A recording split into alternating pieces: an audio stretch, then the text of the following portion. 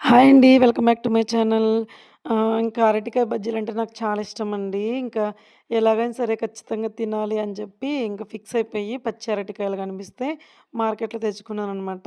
ఇంక మంచిగా పైన చెక్కు తీసేసి పైనుండి తోలు గ్రీన్ కలర్‌లో ఉండేదంతా మొత్తం నీట్‌గా తీసేసి లోపల వైట్‌ది ఉంది కదండీ! అది చిన్న చిన్న పీసుల్లాగా కట్ చేసుకోవాలనమాట. నేనైతే మిరపకాయ బజ్జీలు ఎలాగ చేసుకుంటారో అలాగ పొడవుగా చేసుకున్నాను. అలాంటి ఫీలింగ్ ఉంటదని చెప్పి కొంతమంది కొంచెం రౌండ్‌గా కూడా చేసుకుంటారు ఆలు బజ్జీల్లాగా. నేను అలాగ చేశానండి.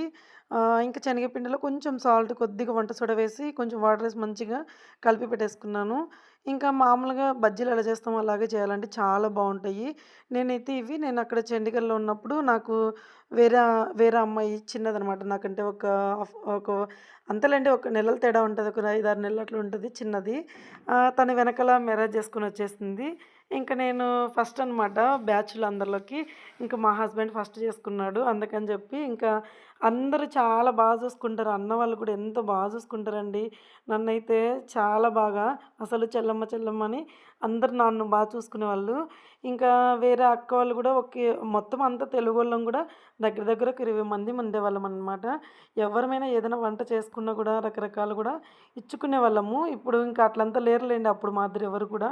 చాలా అంటే చాలా హ్యాపీ అనిపించిందండి. అవన్నీ గుర్తుకొచ్చాయన్నమాట. ఈ బజ్జీలు చూస్తే.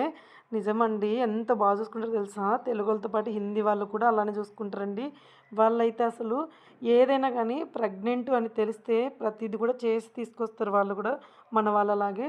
నేనక్కడికెళ్ళిన తర్వాతనే ఇంకా మామూలుగానే ప్రెగ్నెన్సీ వచ్చింది కదా అని చెప్పి నన్ను కూడా అందరూ చూసుకునేవాళ్ళు. వీళ్ళు ఏం చేసినా కూడా హెల్తీ ఫుడ్ చేస్తారు హిందీ వాళ్ళు. మనకంటే కూడా మంచి మంచి ఫుడ్డు వాళ్ళు కూడా చేసి తెచ్చేవాళ్ళు. చూసుకుంటారు.